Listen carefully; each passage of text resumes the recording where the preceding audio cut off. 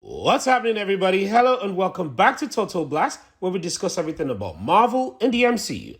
A lot of people are curious about how exactly a random teenager is going to end up getting involved in a war between two of the most secretive nations on Earth in her very first MCU appearance, as well as how Wakanda is so important to the IRONHEART'S superhero origin in this universe.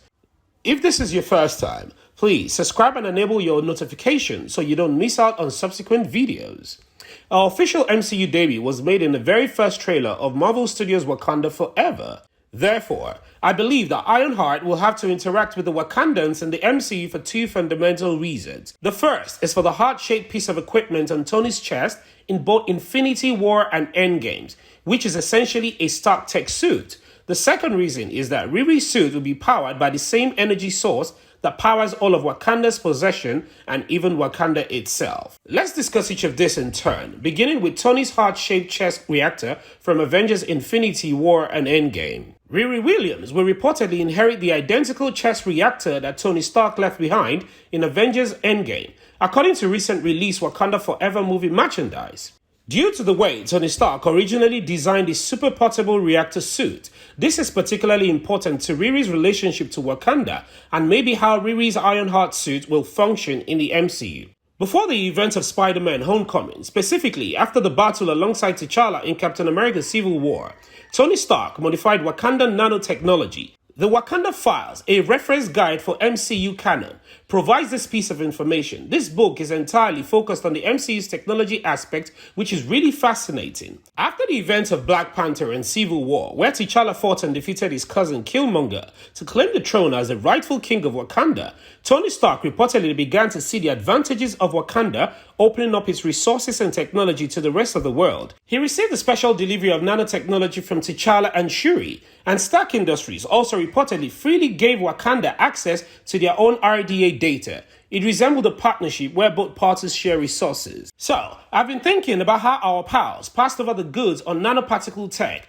The kid might benefit more from an adaptable and protective outfit, Tony says in a voice message to Jarvis. Naturally, the youngster refers to Spider-Man, and the more adaptable and protective outfit is the nanotech suit, which Tony later constructed for Peter in light of how amazing he thought Wakanda nanotech was. The Iron Spider-Man costume was made by him. After that, Tony would create a nanosuit for himself to match his nerdy nephew's Spider-Man-themed outfit, allowing them to battle Thanos in style with the aid of Wakanda's resources. The relationship between Tony Stark's actual arc reactor energy and Wakanda should not be discussed because it is very important.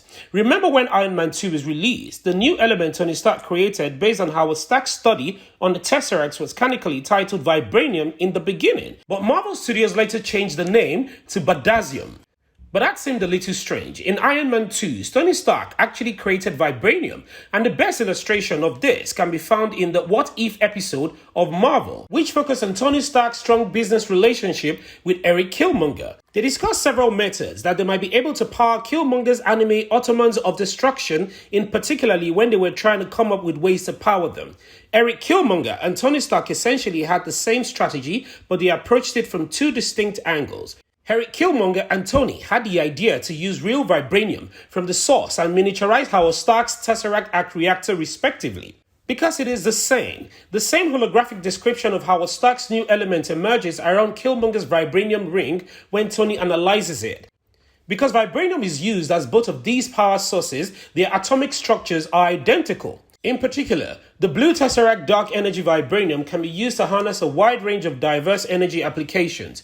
Everyone on the MCU Earth went absolutely insane when the Tesseract appeared. In fact, they built a whole joint dark energy mystery facility as a result of their obsession. It was intended to continue where our Stark left off. It is the same location where Wendy Lawson worked for decades until the 1990s and where Loki demolished at the start of Avengers 1. Dark energy can be produced by vibranium, and the Tesseract is essentially just a cube of unlimited amount of dark energy. Anyways, given how everything is set out and the knowledge that Riri Williams will probably use Tony Stark's exact same endgame arc reactor to power her own suit, I'm assuming that Riri's suit will also rely on vibranium nanotechnology that harnesses the same energy that lights up Wakanda's vibranium mines, a dark energy.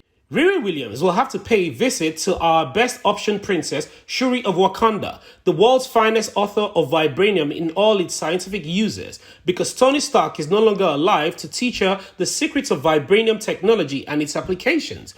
Given that we know that Wakanda and Stark Industries have been sharing data since the events of Civil War, Shuri already has substantial dealings with Stark technology in addition to being a princess. Additionally, you should be aware that Shuri's somewhat examined vision, which is technically also a Stark property and was also created by Stark technology. In the MCU, Wakanda and Ironheart are therefore essentially inseparable. I, for one, cannot wait to watch Ironheart and Shuri work together, and once Shuri aids Riri Williams with vibranium. Anyway, what are you anticipating in the Ironheart movie? What do you think will be the connection between Ironheart and Wakanda? Please don't forget to like the video and share your thoughts and opinions in the comment section below. Subscribe and turn on the post notification bell so you don't miss out on any of our latest Marvel news. Thank you so much for watching, and again, I hope to see you in the next one.